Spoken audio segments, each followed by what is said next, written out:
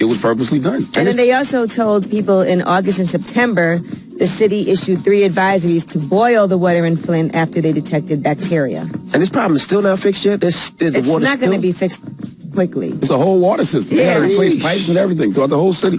Goodness gracious. Now let's talk about this this teacher that was arrested. Ooh, well, now they are saying that her name is Nushafarin Ravagi. She's a teacher that was teaching at the prison where these inmates escaped last week. Now they're saying that she has something to do with it.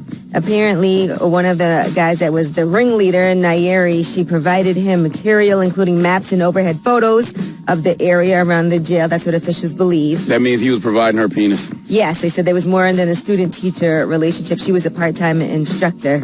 And apparently, you know, that's what happened. She has been arrested. And he was in jail? It was inmates?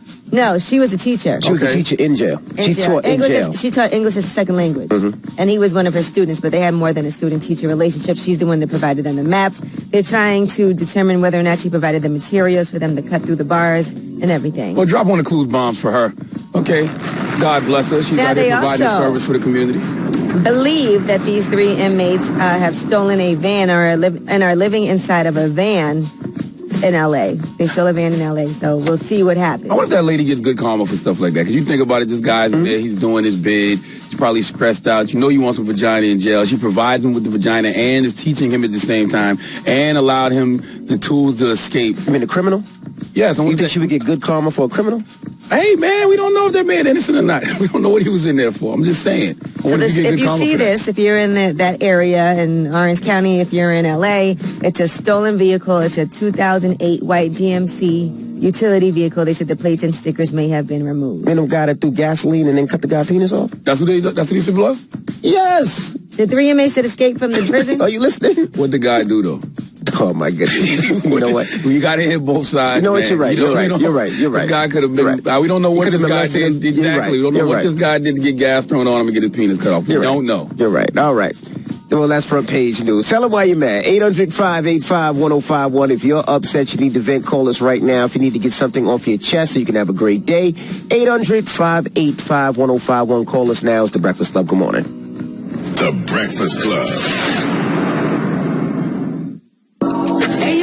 Hey, yo, good morning. This is the Mad Rapper. I'm gonna tell you why, man. I'm mad because I hung out in the club last night, and there was too many good girls in there. Yo, for real, we don't need none of y'all good girls in the club. We need loose girls, we need drunk girls, we need sloppy girls. We need girls that's just gonna call away. We don't need none of y'all nice girls in there. Go home. Go away. Talk about it. And tell me why you mad. Breakfast Club, for real. This is Nick from Flint.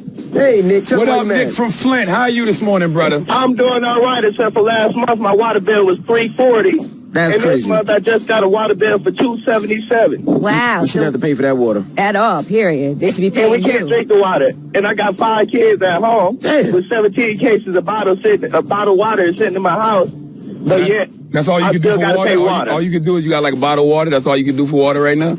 Yeah, that's it. If you live in the hood, I mean, that's what it seems like. It's becoming a genocide in Flint to where all the poor and the minorities, I mean, we're getting shut out there.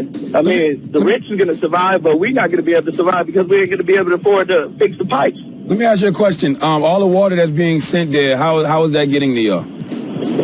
Through the National Guard and through the fire department and American Red Cross. But half of the water that we're seeing that people are donating, we're not even getting that brand of water. We're getting off-brand water down here. So all that good-ass aqua hydrate that's getting sent down there? Yeah, we're getting none of that stuff down here, so don't let the news fool you. Well, I mean, what's the difference really between, I guess, a cheap water and a regular water? Isn't it both good water to drink?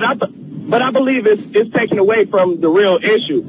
Donating water, we need the water there, but pretty soon that's going to dry up. Right. Yeah.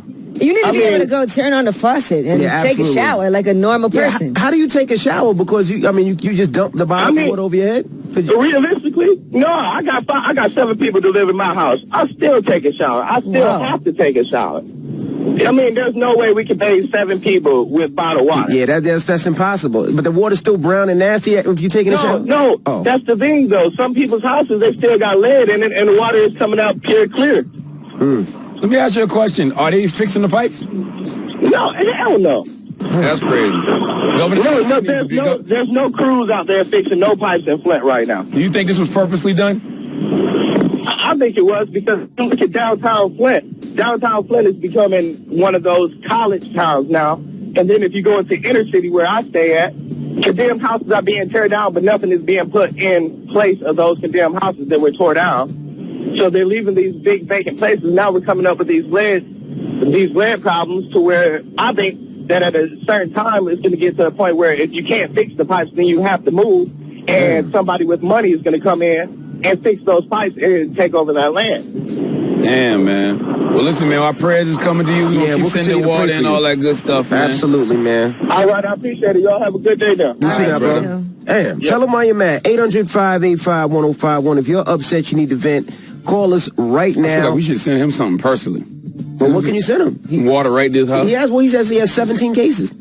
Oh, okay. I thought you said he had 17 kids. No, he has 17 cases of water. He said there's 7 of them in the house. 17 cases of water. But he said he got to take a shower anyway. There's no possible way he could just keep pouring bottles of water over his head. That's crazy. Tell him why you're mad. 800-585-1051 is the Breakfast Club. Good morning. The Breakfast Club. Hey, yo, this is Mad Rapper. Good morning, yo, for real. I'm gonna tell you why I'm mad, for real, man. Hey, yo, my girl keep coming home smelling like Polo Cologne. So, like, that ain't for girls. Like, I know something's going on, for real. Like, I'm heated about that. And now I need y'all to tell me why y'all mad. Why you mad on the Breakfast Club, for real? Young Josh straight out the H1 go down. Oh, God, shut up. Relax. Why you walk so early in the morning, boy? What's up, Young Josh? Bro, I'm turned. Breakfast Club. Look. I'm mad because I had paid to perform last night in Austin, and the show got canceled, and I wasn't notified till I drove all the way up there and got to the club. Well, how far is that drive? 3 hours. Woo. I heard you're the reason it got canceled. I heard soon as they heard you was going to be there, they was like, you know what, cancel the show. It wasn't even like that, bro. I wasn't notified till I got there. Now, what do you want, Josh? So that's a good reason to be mad. That's right. Okay, good. I thought you were about to rap. Thank God you didn't rap this morning. That's already for me to spit. Oh, God. Okay, Josh. Go ahead. Here's something that you ought to know. Just got back home from Houston because they canceled my Austin show. Will I make it? I cannot lie. Sometimes I'm not for sure, but I want it bad. I'm bounced back just to call a show. My shadow is my past. I ain't that dark no more. Now I'm doing what I dreamed. I don't talk no more. Give me a hell yeah like I'm Stone Cold. Shakira and me talk ruthless in that pot gon' show. I'm trying to take it everywhere. They said I'm not gon' go. I went from riding in the hoopty to my top gon' show. Right now I can't be stopped, fool. I'm on go. Like a plate of hot food. Either I go cold.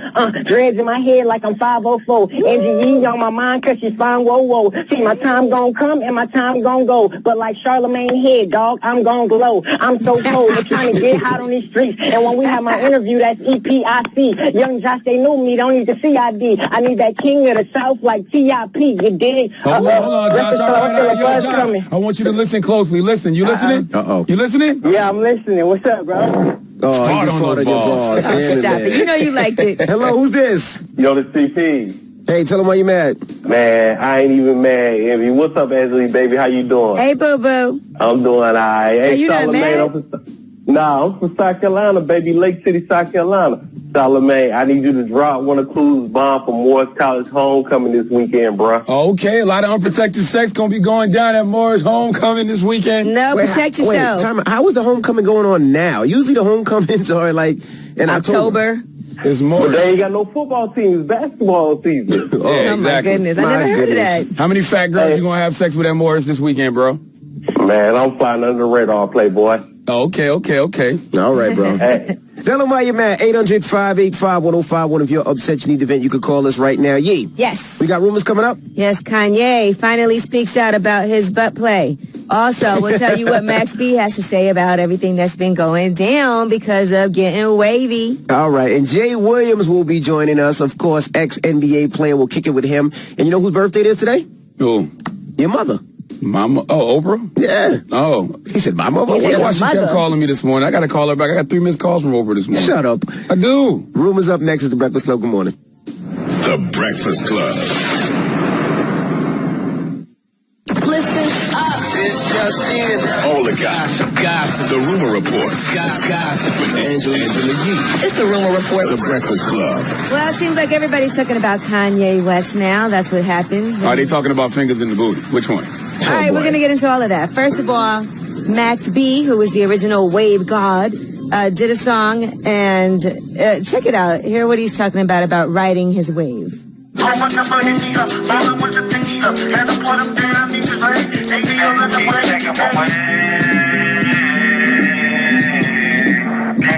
take him away. Max B needs some better studio equipment. He need to get with Lucius Lyon and Gucci Mane in the studio. But he's saying you can't keep riding my wave, and he's also plugging his free Max B petition that's been going around.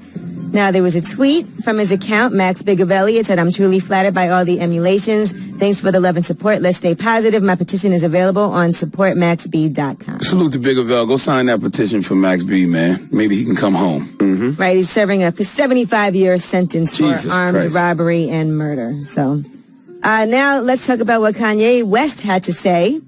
He tweeted out, exes can be mad, but just know I never let them play with my ass. I don't do that. I stay away from that area altogether. I'm not into that kind of ish. I like pictures and videos. Me and my wife got the kind of love that can turn exes into best friends. Kanye, let me tell you something. Nobody cares about the truth when the lie is more entertaining. Explaining it means nothing. The memes are already out there, bro. Like that's not going to make anybody be like, you know what, Kanye said it didn't happen. It didn't happen. Like, that's not the way this world works. Sorry. It's pointless to explain it. And in the meantime, Wiz Khalifa has just started his tour, his South American tour, and his first date he was in Argentina. And check out what happened while he was performing Taylor Gang.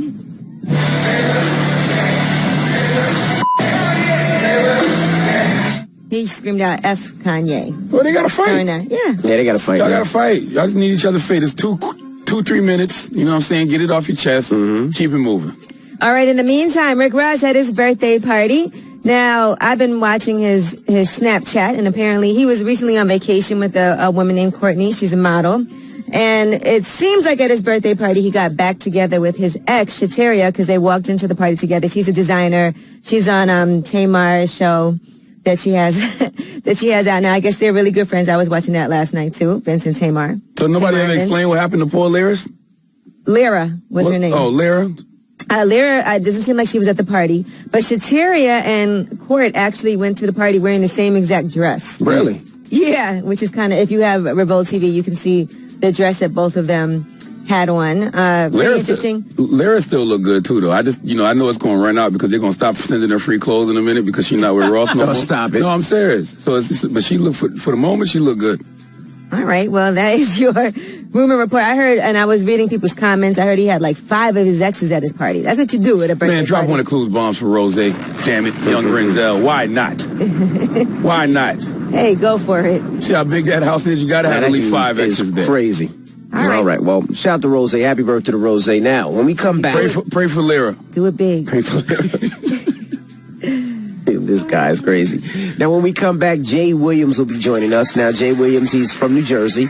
He was a great ball player, one of the best in the country. He was drafted number 2. Drafted number 2 by the Bulls. By the Bulls, right behind Yao Ming. Then got into a motorcycle accident and lost it all. He lost it all. But he gained a lot in losing it. I mean, I read his book, Life is Not an Accident. Very depressing book. But as I like to say, you can live through anything if Jay Williams made it. I used to say you could live through anything if Magic made it. But no. If Jay Williams made it, you could live through anything. All right. Well, I'll take Magic's problems over Jay Williams' problems. Okay, that's harsh. I don't know. Wow. That's not harsh. Wow. All right. Jay Williams, Jay Williams is alive. I mean, he was suicidal a couple of times. Magic's alive, too. Hey, Jay Williams tried to kill himself twice. I don't think Magic tried to kill himself at all. We don't know what he did, though. We don't know that. He's alive. Well, we're going to talk to Jay Williams when we come back. Keep it locked. It's the Breakfast Club. Good morning. That was Tory Lanez. Morning, everybody. It's DJ MV Angela Yee, Charlamagne the God. We are the Breakfast Club. We got a special guest in the building. My man, Jay Williams. What up? Happy to be here, man. All weekend, I didn't have no cable, no Wi-Fi, because I moved, so it wasn't set up yet. So I finished your book, Life is Not an Accident. I had to put it down every few chapters. I was like, this is so depressing. Well, first off, I'm glad you didn't have the internet. I hope I don't have it, too, because I've been getting killed with the Young Heezy comments. The Young Heezy? I'm so over it. I don't want to ever talk about him again. So let's move on. Andrew Schultz beat Jay Williams in a game of one-on-one basketball. It was horrible. It was horrific. The game was a 7, and I spotted him 6 points. And it was like the last shot that he made bounced off the rim like 3 times, and I just never heard the end of it. Like, people are like, yo, you're going to write a chapter about the Young Heezy? I'm like, no. I'm not going to write a chapter about Andrew Schultz. Never. Now tell us your story. Of course, you're from New Jersey. You went to Duke. Yep. And then got drafted number 2 right behind Yao Ming. Yep. Got drafted by the Bulls. Got a chance to play for a city that any kid would dream of playing for. Had Jordan's locker. And look, my thing is I never had money before. Like my family, my mom worked 2 jobs. My dad worked up every morning at 4:30 a.m. to go into the city to grind, to work. Didn't come home until 10 o'clock, 11 o'clock at night. So for me, all of a sudden, you hand a 21-year-old several $1 million and just say go. And for me, like, look, when I was a young kid, like, I wanted to be an NBA player. Like, I watched He Got Game, right? I watched Jesus Shuttlesworth. So part of me wanted to live that life. So, you know, plus I came from Duke where I wasn't used to losing. So all of a sudden you come to a team where you lose all the time, and dudes started going crazy, you know, talking to girls during games, partying night before games, you know, smoking weed before games. And it's easy to get lost in that when your teammates don't care. Why should I care? And then that led me overall to eventually just doing what I wanted to do when I wanted to do it. And I bought a motorcycle just because I was bored. I had nothing else to do. And I was, you know, like, who isn't invincible when they're 21 years old? Right. You know what I mean? Who doesn't live their life and make mistakes and look back on things like, damn, that could have been a lot differently. My mistake just ended up hitting a utility pole going 70 miles per hour, which changed my life. Now, what happened now? Of course, you drafted to the Bulls. You decided to buy a motorcycle. Now, I thought when NBA players play, they usually don't allow them or want them to buy motorcycles. Well, they weren't. How does that sound, though? Doesn't that sound a little bit? It sounds crazy, but it's the same thing with insurance. But your manager was like, or your friend, your agent. Your agent told he was you not to basically get on like, that bike. do not do it. I don't know why you're riding that. You know, you start making money, you have a lot of people that end up telling you what you want to hear because they're afraid of you losing you as a client. Right? So this position I was in at the time was like a power struggle. Whereas like my whole life, people have been telling me what to do. Right? My whole life, people have been telling me, yo, you don't say this, but you can say this. Right? So there's been a governor on how I live my life. So now when I finally feel like I'm in control and I have my own money, like, oh no, I'm gonna do what I want to do. Like now, all of a sudden the roles have become reversed. You like, you know like the girl in high school who parents keep them in the house. As soon as they go to college, I'm gonna go wild. I'm gonna go wild. Yeah. Which I mean, like, look, you guys have got your own money in different ways. It's like, you know, I never got a chance to go out to a club and get bottles and get. Those are little things that just, you know, as a kid from Plainfield, New Jersey, I dreamed about that kind of stuff. I dreamed about jumping on a G4 and going out to Vegas and partying and doing that stuff. And especially when you lose and people don't care about losing, it's easy to get lost in that. You know, all these years, I thought you just had a broken leg. Nah. But reading that book, I'm like, bro, I would rather have AIDS than everything you was. I'm serious. Yo, sometimes you say so much stuff. My new saying is I can live through anything if Jay Williams made it. I used to say if Magic made it. Well, at one point you did try to kill yourself, though. Twice. His penis couldn't even get hard. Go ahead, tell him all the injuries you had. Penis couldn't get hard? Yo, for like a year and a half. I might be. Yo, let me just tell you, I would wake up, my boys would play pranks on me. Like they would be playing like porn in my room when I would wake up. And I would be like, what am I supposed to do with that? Nothing would happen. No reaction. Did you tell them that your penis couldn't get hard? Dude, my pubic symphysis split 13 inches. So imagine like when a lady has a child, it splits, right? Mine split beyond that. So I had no nerve feeling in my lower half at all. Did you go through the pole like that? Pretty much what happened is when I popped the wheelie on the bike, right? So wheelie? I was in third gear. I popped into neutral. I revved the engine twice. On the middle of the third rev, the bike slipped into second. I popped the wheelie. I tried to bring the bike down, but when I brought the bike down, my momentum pulled the throttle even more. And next thing you know, you look up, you see a utility pole. I tried to turn at the last second, clips the whole left side of my body. So I dislocated my entire left knee, which I tore every ligament in my knee. I tore my peroneal nerve, which allows you to pull your foot up and down.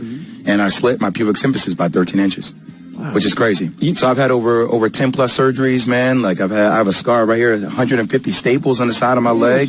Slits on the inside. The crazy thing is, you said you felt like you deserved it. Just because I was living my life differently, man. My parents tried to raise me the right way, and I just felt myself going down a different path, man. It was a path of money and arrogance. It's something that we see all the time, you know, in today's society with people doing crazy, idiotic things where it's easy to sit back and be like, why would you ever do that? But it's easy to get lost in the glitz and the glamour and the fame, man. It just, I was lying to people. I was cheating on my girl all the time. Regardless, I had no respect for her. I was spending money frivolously. I was talking back to my parents and some people, you know, in power positions in my life. If you'd got $100 million, you'd have been totally out of control. I would have been a problem. Yeah. I was already becoming a problem. I only got $3 million. Yeah. You know what I mean? So I can't imagine like James Harden, some of the money that they'd be getting, $100+ million. I mean, your reality becomes warped. It's not real. Right. You know what I mean? You can have anything whenever you want it, and nobody on your team is going to say no. You tell me how that's reality. That's not real life. Do whatever you want. What I find interesting about you, man, I feel like you never believed in the power of positive thinking until later. And I felt like your mind was so strong, a lot of the things that happened to you, you brought upon yourself just by thinking them, because you would always think the worst, from what I got from the book. Well, it took me a long time to get to that point, right? Yeah. I mean, you go through being in the hospital for 2.5, 3 months to, you know, having your lower extremities not really be able to work, to not being able to get an erection for a year and a half plus while you have a girl who's trying to stay with you through this accident, even though you've cheated on her. You treated her like trash for a long time. Noel. Right, Noel. Yeah. So it's hard to stay positive, dude. Yeah, it's like, and here's on top of it, man, I had a lot of anger into me because at first I did this to myself, right? So I couldn't blame nobody. And secondly, there's still not a day that goes by that people don't remind me of that. Like, it's still like, I was on my way here today, and our driver, right, a guy named Paris, cool cat, he was like, damn, man, I know you messed up your career like that. Now, he don't mean to say it. Right. You know what I mean? He's saying it in a nice way, like it's not malicious or anything, but he's just trying to start a conversation. You know what I mean? So people would say to me, like, when they're trying to recognize, say, oh yeah, that's right, you're the dude that threw away your career. That motorcycle accident, man, you killed me, man. You killed me that day. Like, you were the one. And I was like, yo, you don't think about, I thought about I was the one too. But so I was a very dark space for a long time, man, which allowed me to be addicted to Oxycontin, do drugs, drink a lot, and just not give a shit. But even before that, like, I think about when you wanted to go to Rutgers because you didn't get accepted to UNC. And your father was like, no, we honor, commitments, so let's go down and at least have the meeting with Coach K. And the whole time you was like, I hope it rains, I hope a storm comes, I don't want to go to Duke. I'm like, why is he thinking like that? Because I wanted to go to Rutgers, man. All my boys are back in Jersey. You wanted to stay home. And so I wanted to be And you were really dude. young at that time. I was 17. Right. I was a kid. Right. You know what I mean? Like, for me, it was like the pride and the hope of staying home, like, that outweighed going down to North Carolina. And plus, I was afraid about the South, man. You hear all these damn stories about the South and the KKK and racism, all that stuff going to South Carolina with the flag up and stuff like that. I didn't want to deal with that. No, I just wanted to stay home in my little pocket. But, it was, thank God, my dad forced me to think outside the box, which, opened up my views in life. I love that quote your father said. Your father told you want to be a king amongst men or a king amongst kings. Yeah, man, it was deep. And that's when I finally put together, I was like, nah, you know what? I want to be the best amongst the best.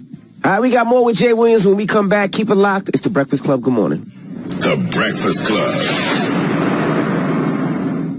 The Breakfast Club. Envy, Angela Yee, and Charlamagne the God. That's right. It's The Breakfast Club. Good morning. We have Jay Williams in the building. Now, after your bike accident, did you try to come back to the Bulls? Yeah. Keyword, try. What happened? You just couldn't do it. You know what it was, man? Like, the biggest part of my injury was my drop foot, right? So, I was telling you about my nerve before. So when my nerve got severed, like, I lost the ability to pull your foot up. So imagine that, right? So, you don't think about picking your feet up when you walk. You just naturally do it. Right? So I had to have a surgery on my left foot, which is kind of crazy, where they cut the tendon off the inside of my foot.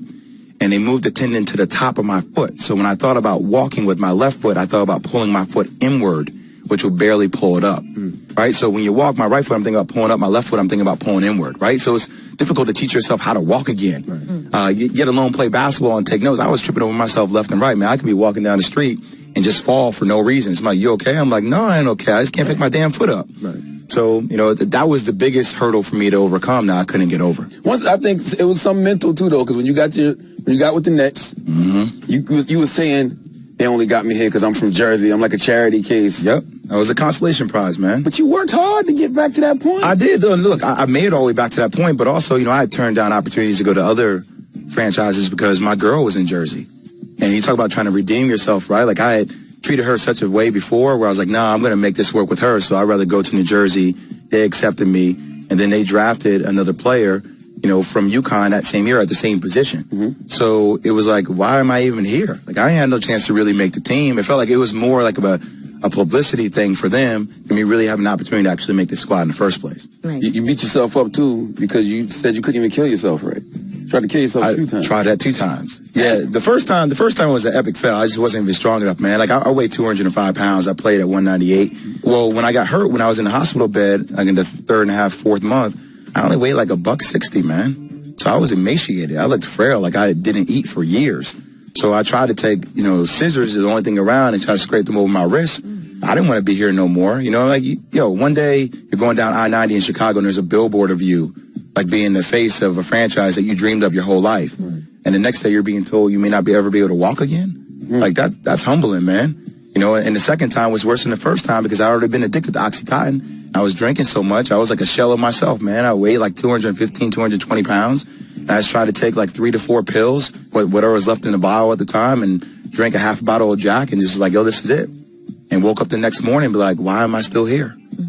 So I know like a bigger purpose was revealed later. Who saved you that time? I started to realize that I started to watch all these boards, right? Like all these different companies. And I started to see how all these different CEOs have people they need to answer to, right? So my thing is like, I'm like, yo, who the hell's on Jay Williams' board? Like who's on my own board, right? Maybe I should start looking at myself. I should have looked at myself as a company when I started playing.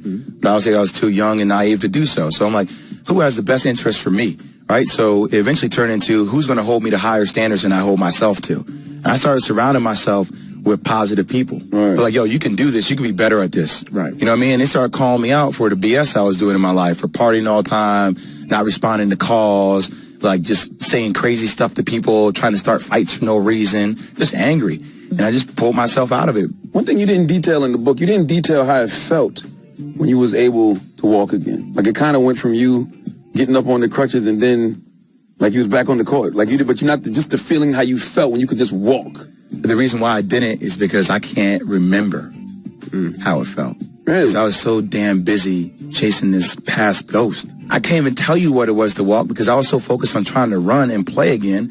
I never took time to be actually present in that moment to appreciate walking. You know what I mean? Like I was so busy trying to remember all the I forgot, all the things I was doing in my past. I was angry. Like I had a lot of animosity in me towards what I threw away because I did that to myself. You know, and you watching hoop games, you see dudes, it blows my mind when I see guys like Reggie Jackson get paid $80 million. Like, it's real talk. Like, you watch hoops and, like, with the CBA inflating the way it is, like, dudes are averaging, like, 13 points, getting paid $70 million for averaging 13 points. Tristan Thompson. Are you kidding me? Like, he didn't even start, and he got paid $90 million. And you're like, yo, really? Like, I threw that away? Like, I was averaging, 9 and 4 or 5, but my second year, if I had bumped up 4 more points, like, think about that. Yo, that's a legacy, man. That's money. You get $80 million. That's money you got for the rest of your life. Now, you play ball now, though. I still play. Yeah, I still play. Now, I see you play Not well, according to Young Hezzy. Yeah, stop it. Stop it. You know, I want a rematch, dog. Now, you play with Clue. How is Clue? Oh, don't get me started. I can't. Is he that trash? Yo, Clue wears the wave cap to the gym. Yo, Clue wears the wave cap to the gym, and then he has the mouthpiece. The Money Team mouthpiece. In 19, and let me tell you what it does. He warms up on the side hoop for like 20 minutes, right? Like he gets like a good lather going up. And then the game is about to start where he's on. And they're like, all right, we're about to start. And then Clue's like, nah, I got to tie my shoes. I'm like, yo, you've been warming up for 20 minutes. You going to tie your shoes now? And he calls a foul every time. Every play, he's like, yo, foul. I can't. I love him. That's my fam. I love him. But like, I thought he was going to be really good based on the way that he dresses and, he dresses like he comes color coordinated to the gym, though, by the way. And based on all the ish that he talks, but he was not really that good. Yo, he comes with the fresh kicks. He comes with the outfit that at least costs him like $300. Yo, who puts together hoop outfits like that, by the way? There's too much preparation that goes into that. I mean, and then he just talks, yo. You will get in a 20-minute argument with Clue about whether it was a walk or not. I'm like, Clue, stop calling charges and pick up ball. Yo. He was like, it was a charge, yo. If you were watching LeBron James play right now, that would be a charge. I'm like, you were not watching LeBron James play right now. We're watching these dudes at Chelsea Pier. Stop it. Now, let me ask you something. That's cool. It seems like there's a lot of foreshadowing that you had in this book about things that were going to happen later on in your life, like as far as dreams that you had. Do you feel like a lot of what happened was just your destiny? I feel like everything happened for a reason. I know people think that's crazy, but I don't know who I would have been if I had continued down that path. You know what I mean? I try to talk about different scenarios, and one of the things I appreciate about Shar is the way certain people live their life, right? So I look at the path I could have went down, and it's a path that obviously happens in corporate America, happens all around hoops, all around professional sports, where I would have been that dude for sure that would have kissed my wife, kissed my kids goodbye before I got on the private plane to go to my game. I would have landed in a different city. I would have went to a club. I would have picked up 2 chicks or hung out with a chick or whatever. I would have partied the night away. I would have started a relationship with them. And then I would have came back home and kissed my wife and kissed my kids again. Like, I miss you. I love you so much.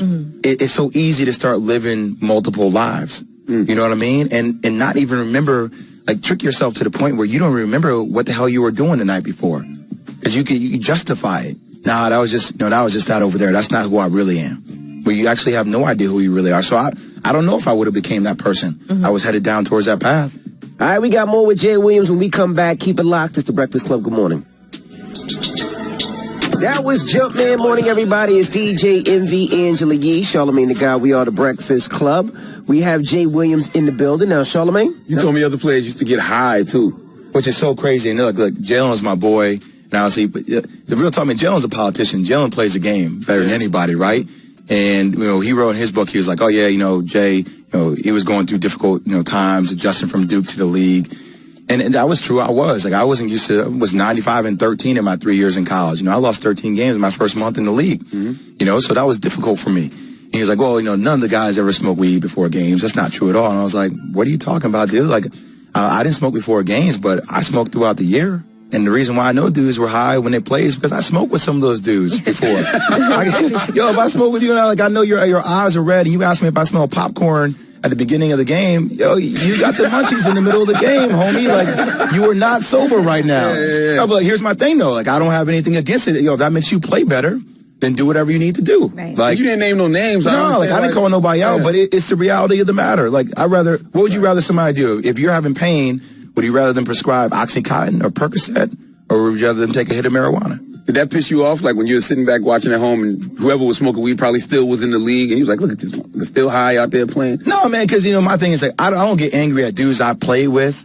Like, I want the best for everybody. I get mad. I'm like a fan now. I get mad at dudes I think are like, I'm like, yo, that dude's kind of a bum. He got 60 million?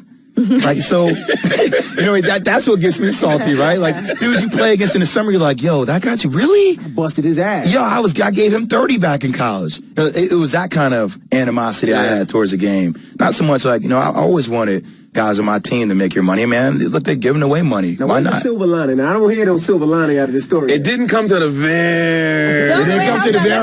Maybe It was you a want long people to process. buy the book and you don't want to give everything away. It was a long process, man. It was a long process. But is it still He's here. He wrote a book. Have you learned to get out of your own way? Yeah, man. I think my perspective now is that I find humor in life, right? So, prime example, I had to do a radio interview a couple of weeks ago, and I was a little bit late because of traffic, and I grabbed a motorcycle helmet, and I came in, and the guy was like, oh, sorry you were late. I was like, oh, man, I'm sorry. There was just crazy traffic, and I slammed the helmet down on the desk, and the dude's like, yo, you rode here? And I was like, yeah, man. I jumped on. It was just a lot of traffic, and he was like, yo, why would you do that? You hurt me so much.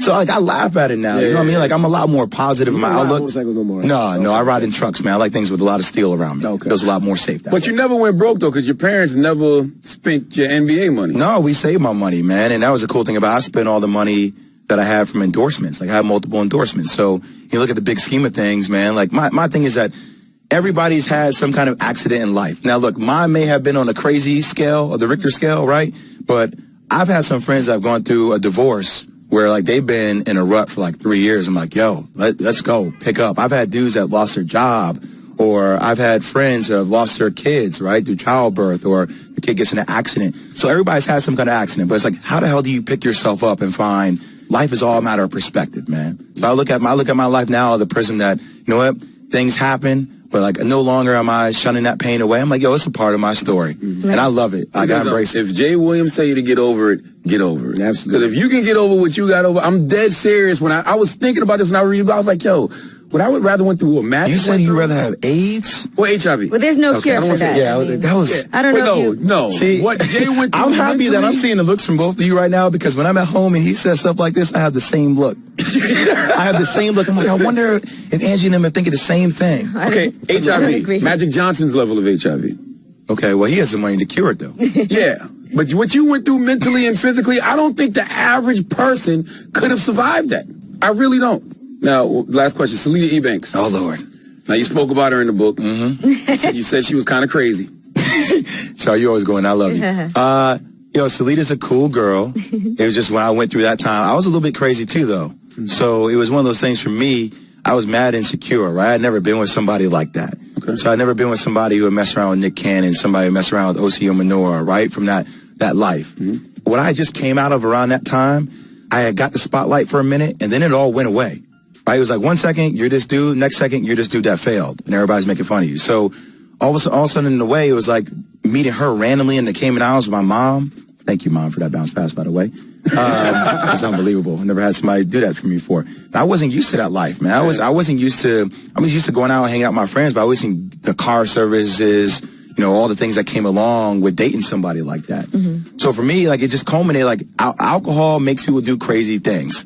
So, right? Because you said she had a drinking problem too in the book a little. Well, I think everybody has a drinking problem to a certain degree. I mean, we were out partying, gotcha. And then just the way that whole night went down was so epic because you get a chance to hang out with somebody like Serena Williams, and she's such a lioness, but she's so like laid back. Well, you got to paint the story for people who. Yeah, because I'm confused. Jay's with Salida.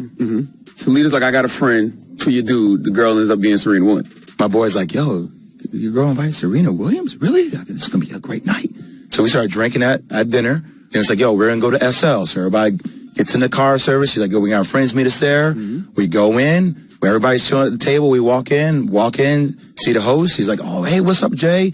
Talk to her for a second. Hand her my ID. I see our waitress come over. It was a girl that my boy dated in the past. They dated for like 3-4 years. I was like, oh, yo, what's up?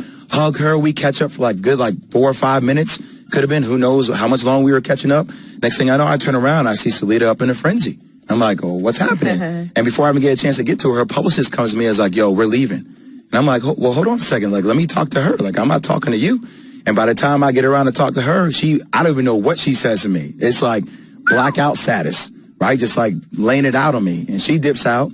And Serena says, I'm sorry. She leaves. And next thing I know, these 10 damn sparkler bottles are coming towards my table. And the music stops. And I'm like, oh, ain't this a bitch? Why didn't you send the drinks back? No, man. They already opened those bottles. It's too late. Yeah, it was already locked in, man. It was already locked in. Now, I heard you was stalking Salida for a while after that. Oh, well, I don't know about stalking. I define stalk. I don't know. I didn't get into the show up at her house. Calling, following, chasing down. No, I don't know if I was stalking her. I would call her, be like, what's up? What's going on? I liked her, yo. And at the same time, I didn't know who the hell I was becoming, right? Like, I'm not going to sit here and say I wasn't. Like, I liked her. And she was, what age was this? I was like 24, 25. Oh, okay. And, oh, yeah, by the way, when I met her, though, she was the laid-back, chill Salida. And this is not me going against Salida. She's a great girl. She'll make anybody happy. But, like, Salida in the Cayman Islands was different than Salida running the show when she was back in New York. They were two completely different people. And that's fine. And then my next relationship was something that, she was like, well, I can't believe you would do that. And she started talking to me. And it was like... Was that Roxy? You didn't say her name in the book. That was Roxy, yeah. That's when I met him, actually. He was dating Roxy at the BET Awards. I'll never forget that, being at the BET Awards and you're dating Roxy or I'm dating Rock. And I'm sitting there, and that's when she just tongued down TJ on the set. They kissed full blown. Oh, I remember that on stage. Yeah, you're like, yo, this is all happening right now. I remember that. This is all happening right now. But y'all didn't break up after that. I saw you guys. No, yeah, it took us a while, and I was insecure. Some things in her past too, and there were certain things that happened with me that I wasn't, fully upfront about, and that's the industry though, man. Dating people in the industry is difficult. In the book, you said Salida can't stand Roxy. Well, that's what she said. I didn't say it. Why didn't you name her name in the book? It's because it wasn't one of those things. Look, it was going to bring attention to whatever it was, and that's interesting because Salida was dating Terrence J. It's all full circle. It's disgusting. I don't even know how to talk about it right now. Wow. Well, the book is out right now. That's what you said. I know. Just turned into Superhead somehow. I know, right? Out of nowhere. Hold it up. Hold up the book. Life is not an accident. It's a great memoir. Like, incredible. Or your words, it was sad and depressing all the way into the last chapter. You'd rather have HIV.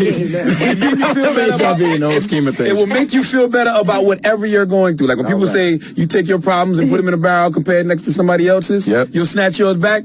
This is the one and I know Rock is your girl too. I know y'all are family, right? Yeah, Rock is cool. Yeah, so she's still cool too. So look, there's no beef. I don't have no beef with nobody. I know, all I'm saying is, you're 24, 25 years old. It's always differently when you look back at things when you're 34. Did you smash Salida Eubanks? Oh, stop. That was his girlfriend. What would you do? Of course he did. It's the Breakfast Club. Never did. The Breakfast Club. Listen up. It's just in. All the gossip. The Rumor Report. With Angela Yee. It's the Rumor Report. The Breakfast Club. Well, Amber Rose just did an interview on a podcast, and she talks about her feelings toward Kanye West and what he had to say about her trapping Wiz and calling her a stripper again. I thought she had a gag order. I don't think she cares. She probably has. I thought she did too. She probably just wanted to speak out. Was he going to sue her? He started it. Okay. All right, here's what she had to say. I would never talk about kids in like an argument. So that just shows how ridiculous he is. Are you surprised that Kanye would say stuff like that? No, because I know him. I know he's a clown. He's like, stripper trapped you, Wiz, and da-da-da. But like, you took me around the world. We dated for like 2 years. That's a fact. But you're talking about Wiz and my baby. But why did you finger in the booty shame him, though, Amber? That's what we want to know. That's what we really want to know. Well, according to Kanye, that never happened. Now, he tweeted, I'm not into that kind of ish. I like pictures and videos. Me and my wife got the kind of love that can turn exes into best friends. Exes can be mad, but just know I never let them play with my ass. I don't do that. I stay away from that area altogether. Why is he explaining this? He's explaining it. Nobody cares about the truth when the lie is more entertaining. The lie is out there. All I want to say is there's a couple of other girls who have come forward now. That all say he likes it? And said that they have pictures they can share, text if they need to. You watch, everywhere Kanye go, people going to be throwing their ones up. He gonna be thinking it's because they're saying he's number one. Nope. I'm not saying he's a butt digger, but... Whoa. All right, now let's talk about this open letter that Amber Rose wrote as well. She said, ever since high school, I've been called a slut. All the boys were attracted to me. That wasn't my fault. Then when I started getting famous, the shaming got even worse. All these messed up stories came out about me, and I was like, that's not true. I'm not that kind of girl. But even things I had done, the things a man would never be judged for, got me lots of hate. And then she said, after my ex, Wiz, and I got divorced, I go out for a date like any normal single human, and people would say, man, she's such a hoe. She's out at restaurants with guys. Then they would see my ex-husband with a bunch of women. They would say, he's the man. That's so cool. So when I went on a date, I'm a whore. And when he's piling girls in a car, he's the man. There's something wrong here. And then she starts talking about it's not just men saying these types of things. There were women being hateful as well. But she said, you know what? I realize that I can't make everyone believe, and I can't talk to everyone and tell them who I really am. They're still going to have their own opinions. If you know me, you love me. If you don't know me, you might love me, but you might not, and that's cool. And you know what? Now I sleep like a baby at night. So she talks about not caring anymore what other people think. I don't think people really think about Amber like that, though. I think that people do say nasty things about her all the time. Well, she shouldn't shame people for taking fingers in their butt, then. They definitely do. All right. Now let's discuss Love and Hip Hop New York. Peter Gunz. Apparently, we all know by now that Tara, his ex, is pregnant, even though he's married still to Amina Butterfly. Drop one of Clues bombs for Peter Gunz, damn it. You gotta stop. He is a legend for all the wrong reasons. Now, on Monday's show, the upcoming episode, they've already released a preview where he's telling Amina that he's having a baby with Tara. And by the way, they all live in the same building. Check it out. Well, I mean, I already told you, the time frame of when I was still dealing with Tara. I told you you had that one night stand. And you did it again? Nah, I haven't been. I have been totally all about you. Because from what I've been feeling, it's you've been home every night. You've been home with me. Exactly, and I have been. Okay, so then what?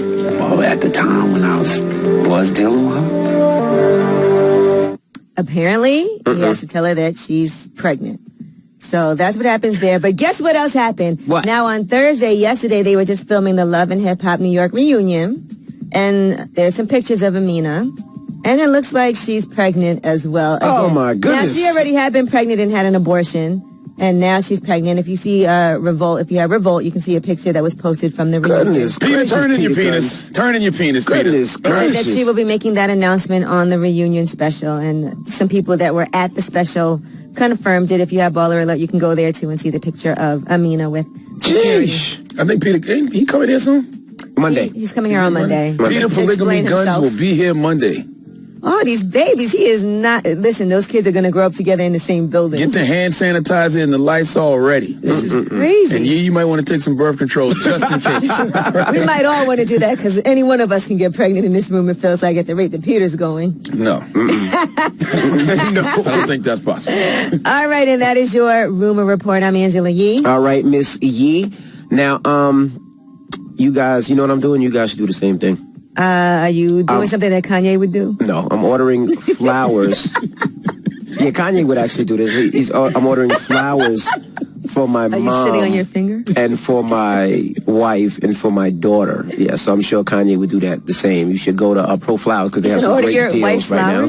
Yeah, I'm ordering my wife flowers. Kanye would order his wife flowers, and he would order his daughter flowers. I'm ordering my wife flowers, and I'm ordering my daughter flowers, and my mom flowers. 1-800-Fingers.com right now if you want it. Don't say that. It's not true. You ordering from Pro Flowers? I'm not telling you now. Okay. But they have great deals Pro right Fingers? now. Do they have a Pro Fingers website? I've never Googled that, sir. But I'm ordering flowers right now. But drop one of Clues bombs, baby. Envy is not playing this week. It's Freaky Friday.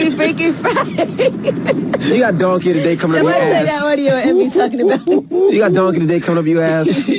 Ass. Oh, okay, Envy. You guys play too much, man. Play? You grow up. Grow up. Hold on to your butts. Oh, my goodness. I gotta start working with more mature people. Yeah, you guys play too much, man. Play. Before after the hour, Donkey of the Day is going to a young man named Martin Shkreli. Yes, one of Yakub's kids. He needs to come to the front of the congregation. We're going to chase him back to the Caucasus Mountains for dissing the God, Ghostface Killer, okay? All right, Okay. we'll do that when we come back. Keep it locked. It's the Breakfast Club. Good morning. Charlamagne, say the gang, donkey of the day, man. You are a donkey. It's time for Donkey of the Day. Donkey of the Day does not discriminate. I might not have the song of the day, but I got the Donkey of the Day. So if you ever feel I need to be a donkey, man, hit it with the evil. Yeah, it's the Breakfast Club, bitch. Who's Donkey of the Day today?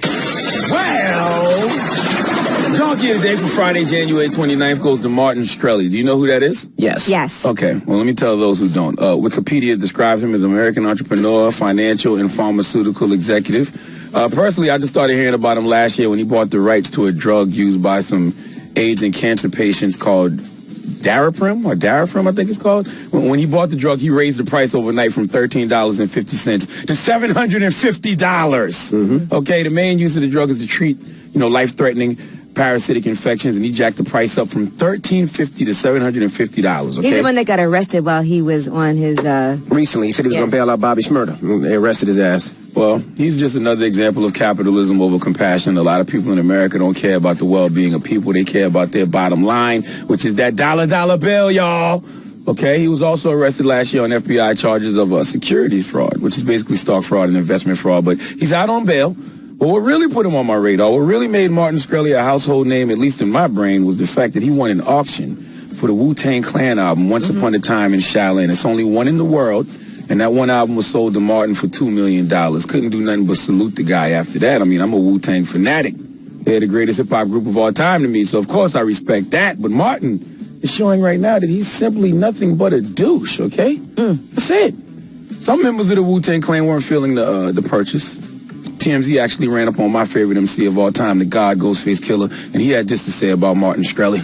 You guys know that guy bought your CD for $2 million at the auction. Yeah, that's hey, you don't take some AIDS pill that you have for, I guess, what, $7 and just make it like $800. Yeah, that's what you know what I mean. You don't do that like that. I don't care if you brought the Wu-Tang, whatever.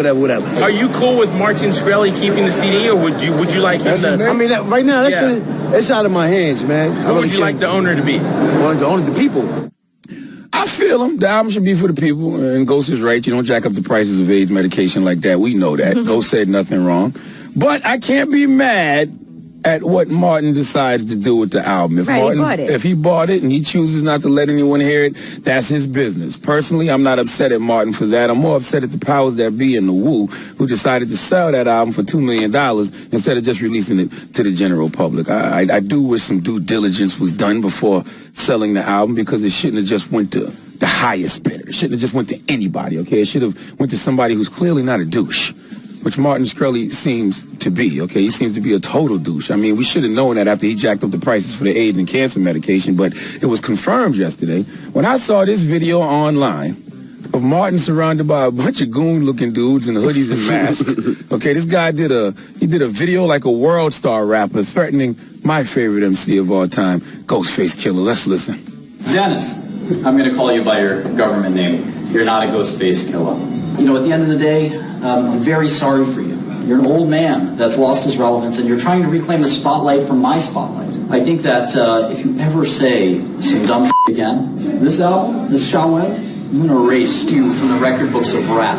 You're going to be done. You're my son. You have to listen to me. I butter your bread. You understand me? Without me, you're nothing.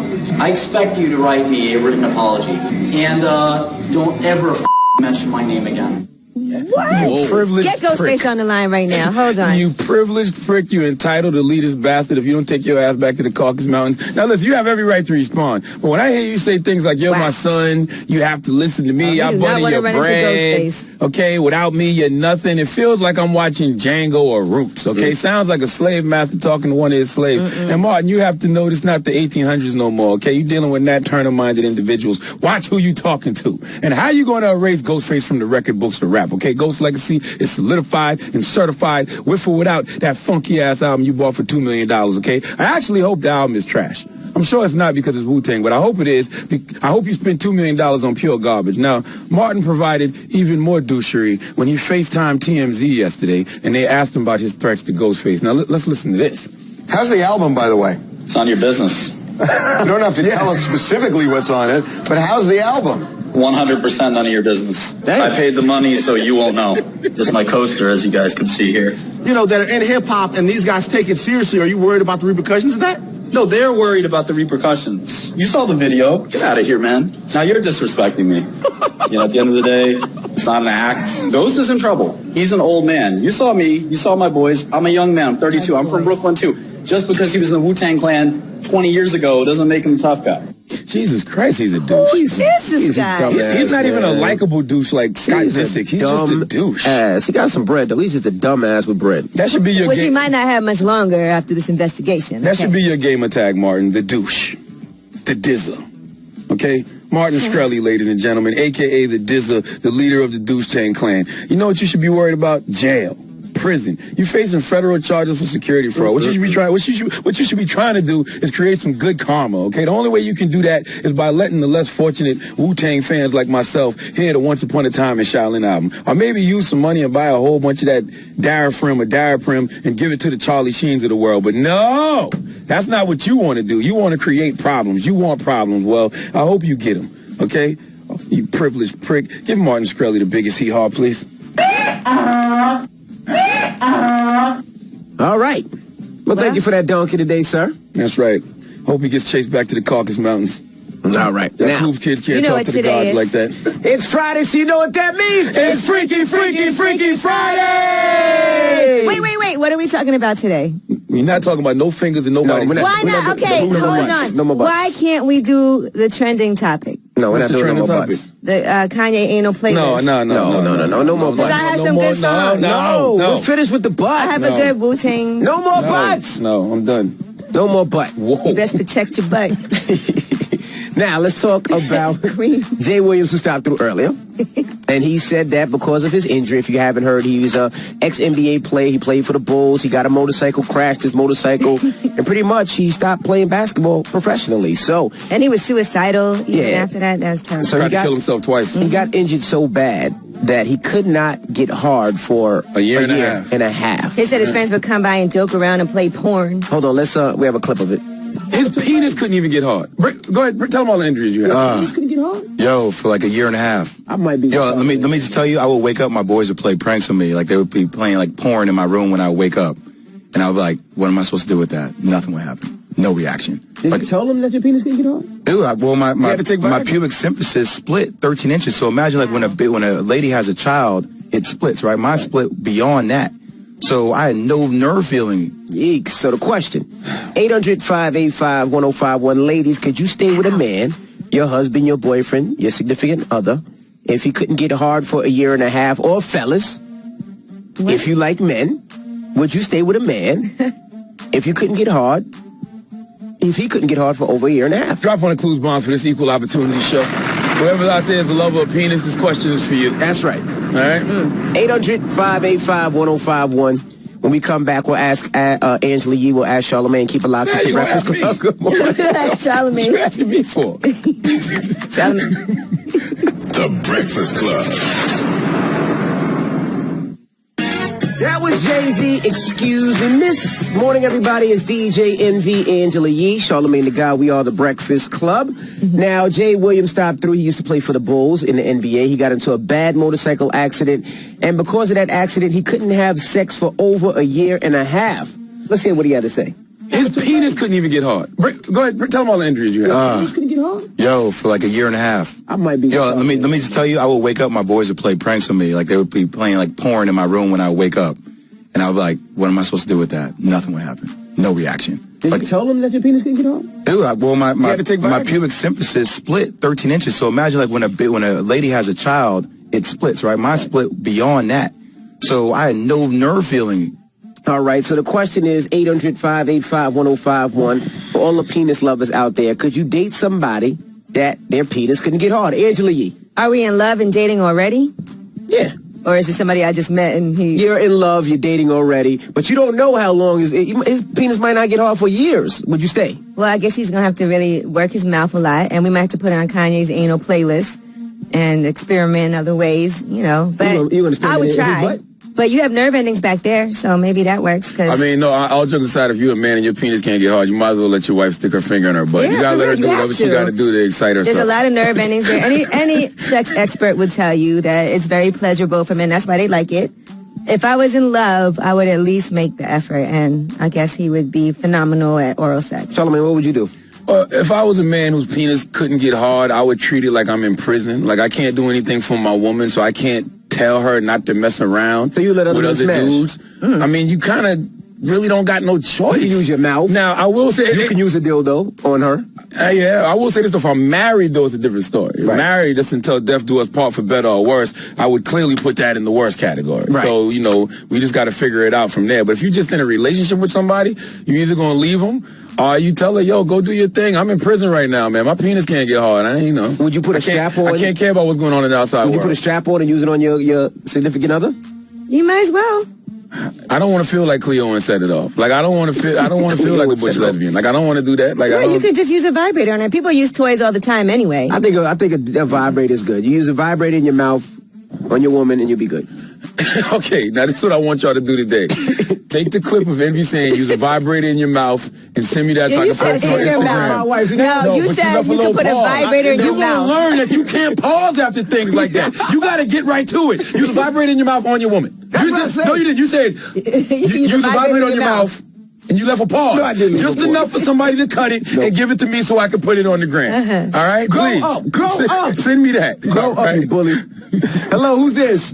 Hey, this is Brittany. Hey, Brittany. Now, if your man couldn't get hard for over a year and a half, would you stay? Absolutely. I think it's more to a relationship. Right. Like, it's more than sex. Like, it's not only about There's people in relationships right now that don't even have sex. Hello, who's this? Sherelle. What's up, bro? Now, if with your boy... If your man, if he couldn't... Sherelle. I ain't no bro. Oh. Yo, Sherelle. We ain't heard from you in a long time. Hey, Sherelle, we miss you. You still built like Rob Kardashian? Shut the f***. I ain't done no damn Rob Kardashian or none of them Kardashians. Now, Sherelle, what would you do? Let me tell people who Sherelle is. Sherelle is our big listener that listens all the time. She's about 300 plus. We don't know how much she weighs, but she's pretty big. But now, Sherelle, answer the question, Nayi. What would you do if your man couldn't get hard? Sorry. I'll leave him. You would leave him? Sherelle, that's your husband. Sherelle, you're 300 plus pounds and no man gets hard around you, Sherelle. But what about being in love? That don't matter? No, it don't matter, but I have needs. You have knees? Yeah, needs. You know where all your needs is at? Shoney's, Cracker Barrel, Waffle House, Red Lobster. Stop, be nice. Shut the hell up. Yeah, you better be nice. Okay, so you would leave him. That's not very nice, though. No, I wouldn't leave him, but go get some Ron Jeremy pills or something. You could sit on his face. You don't want to kill the man. She's 300 pounds. Stop it, Yee. Stop it, Yee. You want to crush Shut up. skull. Shut up. Sherelle, thank you for calling. We appreciate you, Mama. Thank you. Happy 5-year anniversary. Thank you. Happy 500-pound anniversary to you, too. You're so mean. You're so Charlamagne. Goodness gracious. Be nice to our listeners, Charlamagne. All right. 800-585-1051. Could you stay with a guy if he couldn't get hard for a year and a half? Call us right now. It's the Breakfast Club. Good morning. That was Drake with Hotline Bling. Morning, everybody. It's DJ MV Angela Yee, Charlamagne the Guy. We are the Breakfast Club. Open up the phone lines. Could you stay with a guy if he couldn't get hard for a year and a half? Hello, who's this? Christine calling from Boynton Beach, Florida. All right, Christine, would you stay with a guy if he couldn't get hard for a year? Absolutely. Oh, you would stay? Yes, absolutely. So what would you do as an alternative? They make products for that. Okay, sex toys. There you go. All right, be honest. Be honest. You don't really like penis like that anyway. You just like the mouth. Not anymore, right? I'm 43 and I'm done with it. To be honest with you, I've had enough D to last a life. I've had enough D to last a lifetime. Oh, and D is a dime a dozen. And D is a dime a dozen. And a relationship's not going to be based on D. I want something other than that. I'm noticing a lot of you girls are getting lazy and y'all just want the mouth now. And I'm noticing that y'all do want other things. And penis ain't one of them. That's correct. You got that right. You're on point. You've always been on point. Thank you, baby. Gosh. Oh, my goodness. Your 43 is probably pretty much over for you finding somebody. Stop it. Listen, you don't want to get to the point where you're 43 years old and you will settle for a man who can't get an erection. It ain't that bad out It's here. definitely not going to be Hello, that who's bad. this? This is Alexandra from Philly. Hey, good morning. Good morning. Now, we're talking about, could you stay with a guy if he couldn't get hard for over a year? Okay, so your Muslim bearded man in Philly can't get an erection. No, not at all. That's a long time. You wouldn't stay? What would you do? Even if you were in love? Well, I would. You can give me a pass. Okay, so you're allowed to do what you want, and I'll still come home to you. Right. What about through sickness and in health? You know what I'm saying? Nah. For better or She said, worse. nah. You know what? I forget. That's very important. That's a long time, so no. I forget those are Christian marriage vows. You from Philly? You a Muslim? Oh, stop it! Not everybody from Philly is a Muslim. Hello, who's this? Hey, this is Stephanie. From Hey, New York. Stephanie. Could you stay with a guy if he couldn't get hard for a year and a half? Yes, so there's 3 things. So there's this pump for the penis. I forgot what it's called. But It's called a penis pump. Yes, if the guys actually use it, then he could die off. That's 1. 2, he could either have an open relationship, or 3, he could actually have an overtime on giving head. There you go. That's all you girls want anyway. There's a little head. That's all they want. These girls out here is head monsters. Hello, who's this? Jennifer. Hey, Jennifer. First of all, how old are you? You sound young. I'm 44. Oh, okay. No, she ain't young. So could you stay with a guy if he couldn't get hard for over a year? Well, I experienced whiskey dick 2 weeks ago. But that's not for a year. That just happened one time. Talk to me about that whiskey we're in a dick, boo. long-distance relationship. But we're in a long-distance relationship. Oh, that's annoying. We finally did it, but the second night was better, so. Okay. So you can even go one day. I like a hard one, but I'll take a finger. Let me ask you a question. so take a finger. Take a finger. Listen, did you meet him online? No, I've known him since junior high. Oh, y'all. I can't believe I got through. I've been calling and First calling. of all, you know how long ago junior high was for you? You're 43 years old. That was a long time. 44. 30 years ago. So y'all must just be at that point in your life. I've had a lot of D experiences, so. You a hoe? No, I just like the D. Oh, okay. Don't you hoe shame. All right, I'm not hoe shaming. I'm just asking if she's a woman who knows what she wants. Hey, no one's put a ring on it yet, so what am I supposed to do? You're 43 and a hoe. Nobody's putting a ring on that car. That car is old with a lot of miles on it. All right? Good luck, man. I'll sell it for parts. I got 300 for it. What's the moral of the story, you ask? The moral of the story is marriage vows are supposed to be taken serious. So when you say, through sickness and in health, for better or worse, not being able to get erect absolutely falls under that category. Now, if you're not married, hey, man, you got to treat it like it's a prison bed. If I'm in jail and my penis can't get hard, I got to tell your lady, go do her. Right. Okay. But we can still be friends. All right. Now, we got rumors coming up. We are going to talk about a television event that's happening on Sunday, and I'm going to stay home just to watch this.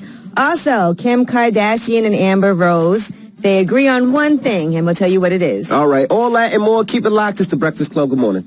The Breakfast Club.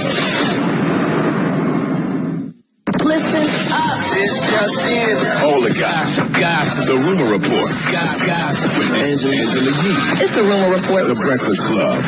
Now, Wiz Khalifa is on tour, and he was in Argentina. And while he was performing Taylor Gang, he had some choice words for Kanye West. Check out what he had to say.